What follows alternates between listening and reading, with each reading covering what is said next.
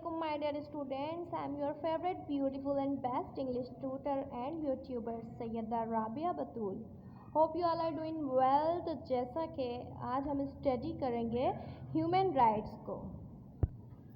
जैसा कि हमने हमारे प्रीवियस लेक्चर में तमाम जो सब्जेक्ट थे फाइनल ईयर के वो हमने बताए थे.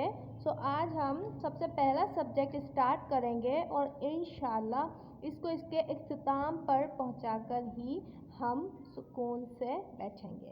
सो ह्यूमन राइट, ह्यूमन मतलब इंसान, राइट्स मतलब हुकूक, यानी इंसानी हुकूक क्या होते हैं जानते हैं.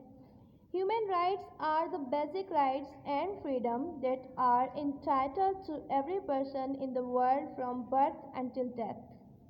यानी वो इंसानी हुकूक जो कि बुनियादी हुकूक होते हैं, जैसे कि आज़ादी हो गई, जो हर इंसान को दी जाती है जब वो पैदा होता है, उसकी पैदाइश से लेकर उसकी मौत तक. They are based on values like equality, respect and honor. ठीक है. सबसे जो इसका बेसिस है ना, बुनियादी और मेन चीज़ें हैं वो क्या है. इक्वालिटी.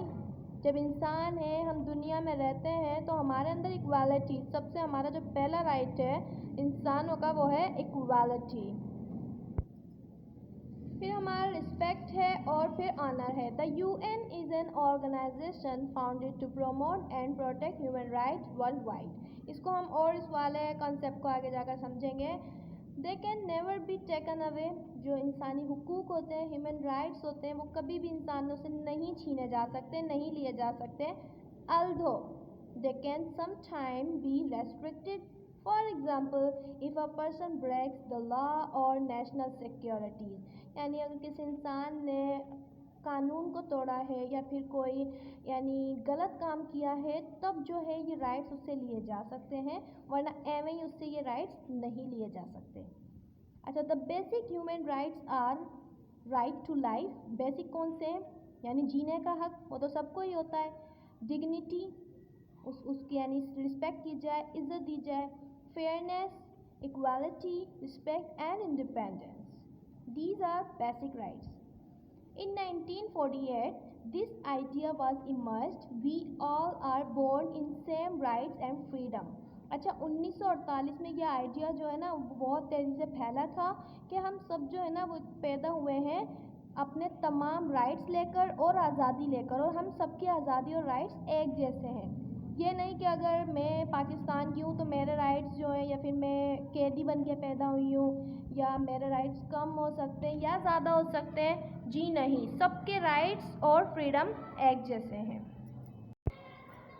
अच्छा, in 1948 the UN General Assembly adopted the Universal Declaration of Human Rights. After World War II, the idea of human rights emerged with the creation of UN. अच्छा, यूनाइटेड नेशन की जब creation हुई थी ना, तो उसके साथ ये आइडिया बहुत तेज़ी से इमर्ज हुआ था. क्या आइडिया? ह्यूमन राइट्स का, वर्ल्ड वार II में. अच्छा, फिर यहाँ पर बताया गया है कि 1948 में जो जनरल असेंबली थी ना, उन्होंने यूनिवर्सल डिक्लेरेशन को as a human rights adopt कर लिया था. 1945 में बनी थी ये और 1948 में अडॉप्ट किया था ह्यूमन राइट्स को. अच्छा, यहाँ पर इनके जो हैं ये फादर थे ह्यूमन राइट्स के. All human beings are born free and equal in dignity and rights. Freedom from slavery और सर्विट्यूड, जैसा कि पहले होता था, यानी गुलामी, और एवं ही जो है ना किसी को उठा के गुलाम बना दिया, उस पर जुल्म किया जा रहा है. तो जब ये ह्यूमन राइट्स बने ना, तो फिर इंसानों को आज़ादी मिली गुलामी से. फ्रीडम ऑफ मूवमेंट, यानी इंसान पहले ना विदाउट एनी परमिशन और विदाउट किसी के मूवमेंट नहीं कर सकता था, तो फिर क्या हुआ कि उससे फ्रीडम मिली मूवमेंट करने की. राइट्स टू ओन प्रॉपर्टी, यानी अगर बंदे की अपनी प्रॉपर्टी है तो वो उसे ओन कर सकता है, अपना कह सकता है, वो उसे यूज़ कर सकता है, ये उसको राइट मिला. Freedom of opinion and expression. पहले लोग क्या होता था, यानी इस ह्यूमन राइट से पहले जब तक ये आइडिया नहीं उभरा था और ये डिक्लेरेशन नहीं हुई थी, उससे पहले क्या होता था कि कोई अपने जो है ओपिनियन नहीं दे सकता था, एक्सप्रेशन नहीं दे सकता था. बस एक गुलामाना ज़िंदगी थी. लोगों को जब चाहे मार दिया जाता था, कत्लो गारत हो जाते थे. इसलिए ये ह्यूमन राइट्स बना था और इससे बहुत ज़्यादा फ़ायदे भी हुए, बहुत ही ज़्यादा. Freedom of peaceful assembly and association, यानी भाई अमनो अमान हो, ऐसा नहीं कोई भी मुल्क उठ गया और उठ के उसने जंग शुरू कर दी, दूसरे मुल्क को बेड़ा गर्क कर दिया, अब ऐसा नहीं हो सकता, ठीक है। राइट टू एजुकेशन, भाई सबको एजुकेशन का यानी किसका, तालीम हासिल करने का राइट होगा। राइट टू वर्क, यानी जहाँ चाहे जैसे चाहे काम करें और फिर काम के मुताबिक उनको उनकी सैलरी मिलनी चाहिए। तो गाइस ये जो है ह्यूमन राइट्स का सारा हमने आपको बताया है। लेट्स नो मोर। अच्छा ये टाइप्स हैं, हम इनको पढ़ते हैं। अब आ जाते हैं हम ऑब्जेक्ट्स की तरफ। ये तमाम हमने जो है नॉलेज गैदर की थी बहुत सारी सोर्सेज से लेकर ह्यूमन राइट्स की, कि भाई कब बना, कैसे बना, क्यों बना, फिर क्या क्या बेसिक राइट है, क्या क्या जो है सेकंड जनरेशन राइट्स हैं। अब जानते हैं ऑब्जेक्ट क्या क्या हैं। Human rights develop individual self respect, ठीक है। पहले क्या था कि एक इंडिविजुअल को कोई वैल्यू ही नहीं थी, भाई बस इंडिविजुअल है, उसको जब चाहो मार दो, जब चाहो पीट लो, जब चाहो गुलाम बना लो, वो अपनी ओपिनियन नहीं दे सकता। लेकिन ह्यूमन राइट्स ने क्या डेवलप किया, हर एक इंडिविजुअल की यानी इनफरादी जो इज़्ज़त होती है हर एक की, सेल्फ रिस्पेक्ट को इसने डेवलप किया। इट प्रोमोट्स डेमोक्रेसी, डेमोक्रेसी को प्रोमोट किया, सोशल जस्टिस को, and friendship among people and Nations, ठीक है। यानी फ्रेंडशिप जो है ना वो लोगों में और नेशंस में ये प्रोमोट हुई इसके ज़रिए, ह्यूमन राइट्स के ज़रिए।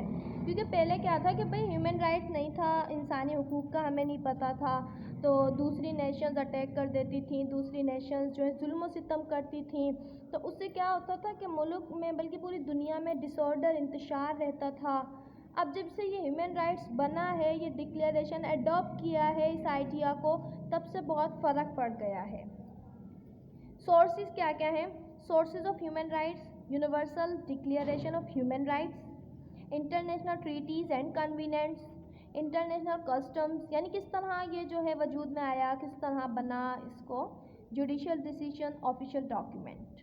अच्छा काइंड्स है भाई सिविल एंड पॉलिटिकल राइट्स, इसको जो है फर्स्ट जनरेशन राइट्स के नाम से भी जाना जाता है। इकोनॉमिक एंड सोशल राइट्स, इसको सेकंड जनरेशन राइट्स के नाम से जाना जाता है। कलेक्टिव राइट्स, इसको थर्ड जनरेशन राइट्स के नाम से जाना जाता है। Now what are the characteristic, they are universal for all human beings, यानी कायनाती तौर पर इंसान सब आज़ाद हैं, सबको राइट्स मिले हुए हैं। दे आर लीगली प्रोटेक्टेड, यानी कानून हिफाजत करता है ह्यूमन राइट की, ठीक है। They are equal for all human being, सबको इक्वालिटी है। दे आर इंडिविजुअली, यानी एक एक इंडिविजुअल को उसकी वैल्यू है। They can be taken away, किसी से भी छीने नहीं जा सकते उसके rights. They are internationally guaranteed, यानी ये नहीं कि सिर्फ अगर पाकिस्तान है तो उसमें ही ह्यूमन राइट्स हैं और वहीं पर बस ये जो है इम्पोज किया गया था और वहीं यूज़ होते हैं, जी नहीं, इंटरनेशनली भी गारंटीड है, इंटरनेशनल भी ह्यूमन राइट्स हैं और हमारे राइट्स प्रोटेक्ट किए जाते हैं।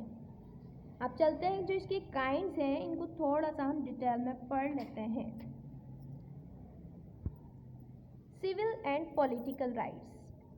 This category that see their origin in the 13th century in Magna Carta, ठीक है, ये यानी सबसे ओल्ड जो है ना वो काइंड है और 13th सेंचुरी में मैग्ना कार्टा के नाम से ये थी।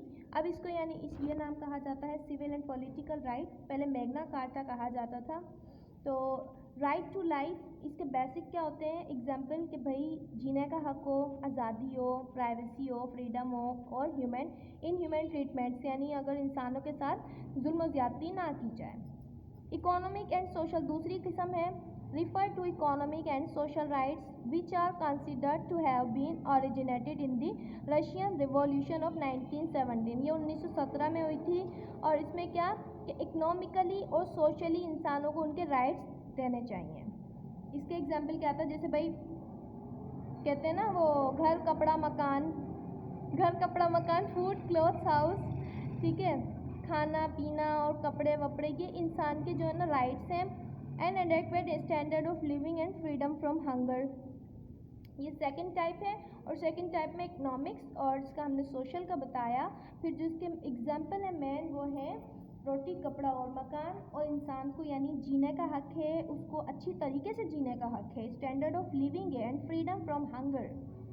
थर्ड है collective right, individuals are also member of such units, groups और communities and state. Therefore, international law not only recognizes inalienable rights of individuals but also recognize certain collective rights. यानी collective right से मुराद ये है कि हर individual जो है ना वो मेंबर होगा यूनिट्स का, ग्रुप्स का, कम्युनिटीज़ का। ऐसा नहीं है कि अगर एक कम्युनिटी है तो उसमें मेंबर्स यानी बस एवं ही पड़े हुए हैं, उनकी कोई औकात नहीं है, उनकी कोई वैल्यू नहीं है। जी नहीं, हर इंडिविजुअल की राइट्स है, हर इंडिविजुअल की वैल्यू है। तो ये कलेक्टिव राइट है। अब कलेक्टिव राइट के एग्जांपल क्या है? Rights to self determination, right to peace and development, यानी भाई अमन व अमान कायम हो हर एक की ज़िंदगी में, उसका सेल्फ डिटर्मिनेशन हो और डेवलपमेंट हो। अब जानते हैं कॉन्सेप्ट ऑफ ह्यूमन राइट्स। अच्छा, Magna Carta also known as Great Charter, जैसे कि मैंने बताया था कि ये और जो है वो टाइप थी। तो मैग्ना कार्टा सबसे जो है ना पहला यानी इसका कॉन्सेप्ट था, is a charter of rights agree to by King John as England on 15 June 1215 to make peace between unpopular king and a group of people. It promise the protection of church rights. Magna Carta में क्या था कि भाई बादशाह और लोगों में क्या हो, उनके दरमियान जो है ना रिलेशन बने, उनके दरमियान जो राइट्स हैं वो सही से इस्तेमाल किए जाएं। सेकंड था भाई पेटिशन ऑफ राइट्स 1928, यानी कॉन्सेप्ट है किस तरह ये जो है ना इमर्ज हुआ, किस तरह इसका एवोल्यूशन हुआ। सेकंड है पेटिशन, ये मैं टी का वो लगाना भूल गया, पेटिशन ऑफ राइट्स 1928, ठीक है, 1928 में पेटिशन ऑफ राइट्स हुई थी। फिर एक बिल जो है ना वो राइट्स का निकला था 1689 में। फिर वर्जीनिया डिक्लेरेशन हुई थी 1776 में। Constitution of USA 1787। French declaration हुई थी 1789 में। फिर जो सबसे मेजर हुई थी ना जिसकी वजह से आज हमारे ह्यूमन राइट्स हमें मिले हुए हैं वो थी universal declaration of human rights in 1948। 1948 में ये सबसे मेजर हुई थी और इससे हमारे राइट्स प्रोटेक्ट हो गए, इंसानों को इंसानों की तरह ट्रीट किया जाने लगा, और ये तमाम था ह्यूमन राइट्स के about. Thank you so much everyone, hope you have got it. तो 12 मिनट की वीडियो हो गई है। Don't forget to like, subscribe and share my channel because this is my mission to give you all and each and every type of knowledge to you guys, because I never want कि मेरे जो student हैं, मेरे जो no matter मेरे मुल्क के लोग बट पूरी दुनिया के जो भी सीखना चाहते हैं वो सीखें ज़्यादा से ज़्यादा। And you know YouTube is the best resource. वैसे तो हमें बुक से पढ़ना चाहिए जितना ज़्यादा हो, बट अगर टाइम कम है और समझना ज़्यादा है तो हम यूट्यूब से भी अच्छे तरीके से समझ सकते हैं। वहाँ पर बेस्ट इंग्लिश प्रोफेसर्स हैं, इंग्लिश ही नहीं वहाँ पर हर किस्म की नॉलेज पढ़ाई जाती है। So remember me in your prayers, your English tutor Syeda Rabia Batool. Bye bye.